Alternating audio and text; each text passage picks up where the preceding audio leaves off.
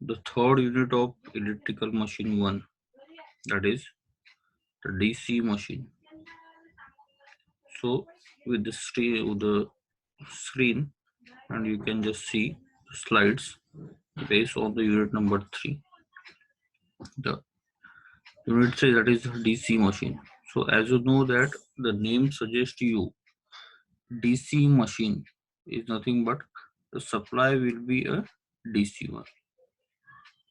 So as there is availability of AC supply maximum times, we have to convert into DC one by means of rectifier, and then we can use supply as a DC for running the DC machine.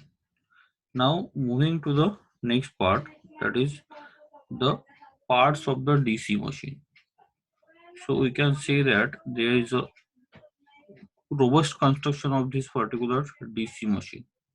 So outermost part is nothing but called as a yoke.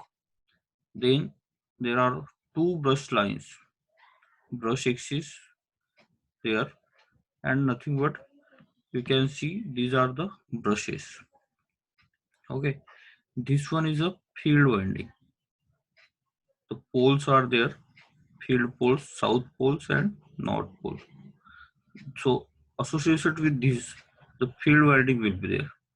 These are the field windings showing minus, or you can say the dot and then plus. So plus indicates that the field, that is the line of fluxes, are inserting inside the screen, or you can say the blackboard. And then this dot, you can say that it is nothing but outward to the screen, means coming towards the listener, or you can say observer. Then field poles are there, main field axis and brush axis. Main field axis is a vertical axis and brush axis is a horizontal axis. Armature conductor. The armature parts will be there, and in that armature, the conductors will be placed. So outermost part is yoke. Then there are the poles, that is called as the field poles, which are useful to create the magnetic field. And then nothing but innermost part, that is nothing but you can say the armature. So armature having armature conductor, and these poles are nothing but surrounded by the field winding.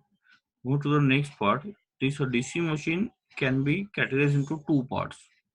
First one is DC generator. So it will produce a DC EMF. Now already the generator is producing a alternating EMF, but with the help of some commutator here, it will be generate the DC.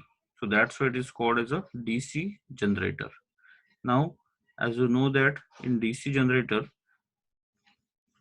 according to the Faraday's law of electromagnetic induction, okay, so whenever the current carrying conductor is moving in the steady magnetic field, then EMF will get produced. So this one is a current carrying conductor. By means of mechanical force, it is moving inside the stationary field. This one is a stationary field. So you can get a EMF produced at the outermost part, and this EMF will be getting to the electrical load. Okay. Next part is your DC motor. So in DC motor, you can see the DC supply will be there, and you will get the mechanical force at the output.